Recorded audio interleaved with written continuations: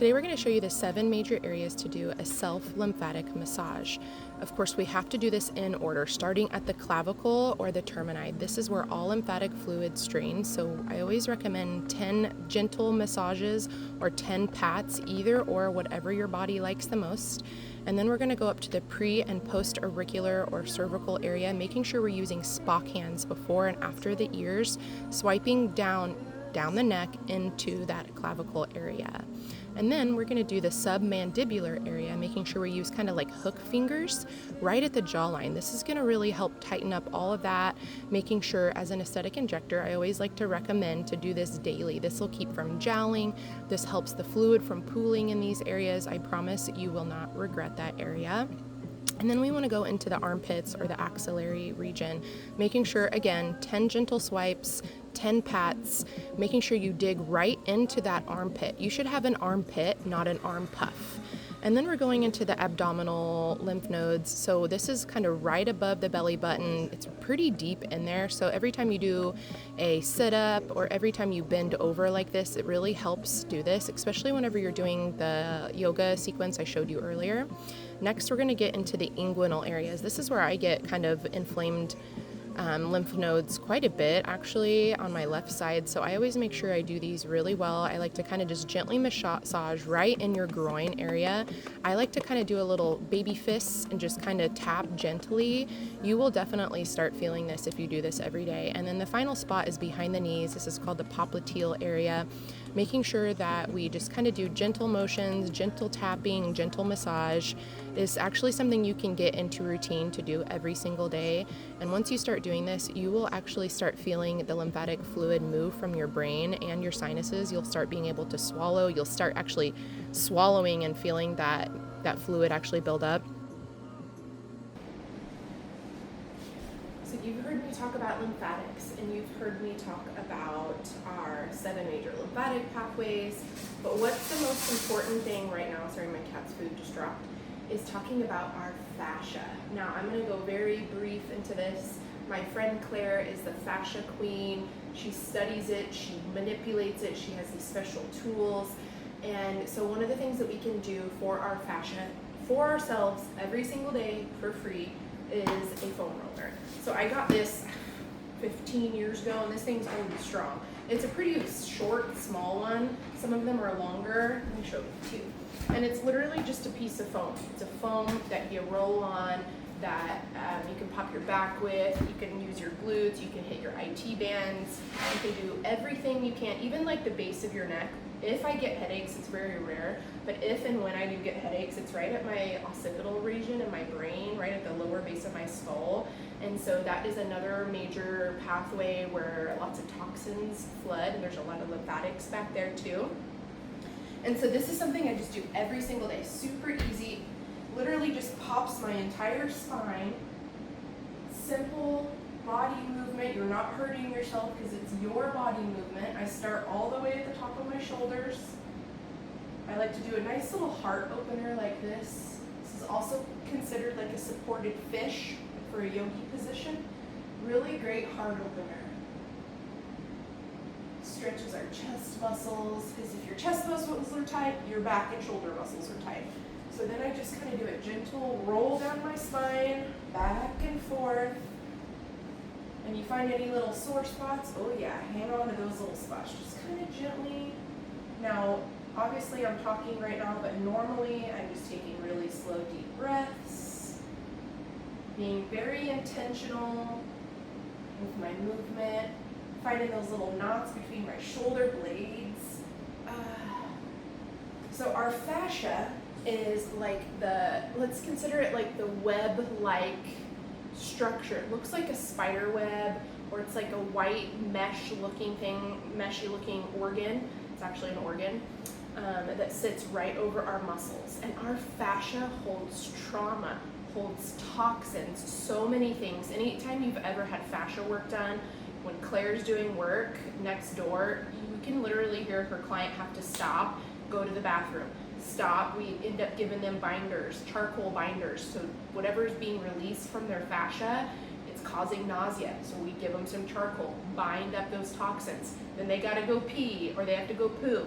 That is all 100% normal. I love to sit on my foam roller.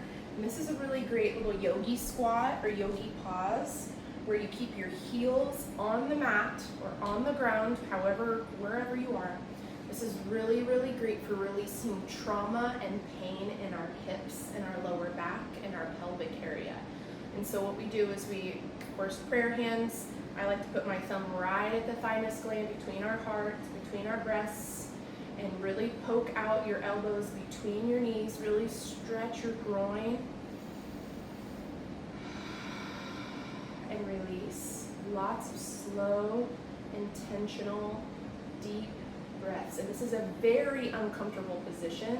A lot of the yogis that I go to yoga with are kind of shorter, very flexible, and they don't even need anything to sit on. But I don't know if it's because I have super long legs, all the knee surgeries I've had, the pain in my hips and back, but I've got to sit on something, and it just kind of helps me breathe and relax. I know it looks funny, it's kind of uncomfortable for people, but I'm telling you, this is so important. If you watch indigenous cultures all over the world, Asians, traditional Chinese medicine, they sit like this. They sit on the ground and they squat. They're not sitting in chairs. Chairs are actually horrible for your ergonomics. Horrible. Sitting is considered secondhand smoke. Any chance you get, sit your butt on the ground or sit in a squatted position. This is how we should be giving birth. This is how we should be having our bowel movements. This is why it's so important to have one of those squatty potties so that it opens up our coccyx so the bowels can flow through without any straining or grunting. Another great way to help mold our fascia and release so much trauma and pain is a fascia blaster. So this is considered the Ashley Black fascia blaster. My partner Claire, she sells these. These are her special tools that she uses, and I always like to recommend anyone who's going through this program to go see her for a consultation. It is so important just to understand where we hold our trauma. If even like cellulite, that's poor lymphatics, that's poor vasculature, that is poor fascia. So what I like to do, or what I make my husband do, is if I have like a long sleeve shirt on, it's easy to do, but if you're bare skin, it's always good to use some sort of clean oil or something. And so say you have a sore muscle, you just rub, I mean, it is so easy. Self-massage is so important. I like to do this after the sauna, after I get out of the hot tub, after I get out of a hot bath. Now it's not working super well right now because I don't have oil on or a shirt, but I just put on a t-shirt, or I do it for my husband or for my dad or anybody who's sore. Anytime someone's getting an IV from me and they just have like an achy spot, I work on their little fascia with this little machine. I even take this, our little tool, I even take this to my massage therapist once or twice a month. She knows how to use it. I really like using it at the base of my skull. Like I said, this is where I get headaches, when I do get headaches. The fascia on our skull and the base of our skull gets so tight with tension and blocks. It gets all blocked up. Our lymphatics get blocked up right there. People aren't stretching. People aren't moving. People aren't opening up their neck, doing neck rotations. And I know most of us have lots of yuckies and lots of crunchies right here in our shoulders. This is where especially women hold so much tension. So much tension. This feels good. Even if you don't have lube on, sometimes it just feels good to get those claws up in your skin. My husband's a pitcher, and so he always has, his shoulders always sore after pitching a game. 5 minutes of this thing, he's back in action. Or his elbow gets all funky if he's throwing a certain kind of curveball. Perfect. It literally just takes a few minutes and he's back in action. Alrighty, so this is one of my favorite portions of this module, is talking about castor oil and castor oil packs. So this is a staple in my house for anyone, for me mostly. You can do two things with castor oil. You can directly put it in your belly button, and you see other influencers, they put it directly in their belly button and then slap a band-aid over it. This is a great place to start, sleep overnight. Or if you're wanting to do the actual castor oil packs, this is for the abdomen, obviously. The links that I have posted below have the different sizes of pack that you can use, because I really like some people putting it on their thyroid. If you have any breast nodules or lumps and bumps, There's ones that you literally are just like a little, it looks like a little, you know, padding from a bra. You soak it in castor oil, pop it in your breast tissue, let it sit there overnight. It will break up tumors, it'll break up cysts. And then, of course, we can do this all over our body. Even like women who have hysterectomy issues or cysts or fibroids or, you know, even constipation, this will help your bowels get going. This is one of the most important parts of our detox process and opening up our detox pathways. So starting off, we're all going to just go assume that you all have poor livers. If you've never done a cleanse before and you're just kind of getting started with your health and wellness trend or your health and wellness change of lifestyle, you're going to start at the right upper quadrant. Our liver lives right in here, along with our gallbladder, our pancreas, our all of our digestion hangs out right here, okay? And so we're going to start right upper quadrant. So what we're going to do is just do it really slow. I'm not going to do it right now because I'm obviously not ready to go to bed. But what I do is I literally just set it on my counter and I like just take a tablespoon of castor oil. Doesn't have to be a ton, doesn't have to be a little. Your very first time I start with a little bit. Put it on your belly or your upper right quadrant and put like a heating pack over it, 30 minutes, take it off. The next night, do it for an hour. The next night, do it for 2 hours. Eventually, you're going to be able to put this on, wrap yourself up, and go right to sleep. This is what I do. My poor husband, he thought he was marrying somebody who was going to go to bed all sexy and cute.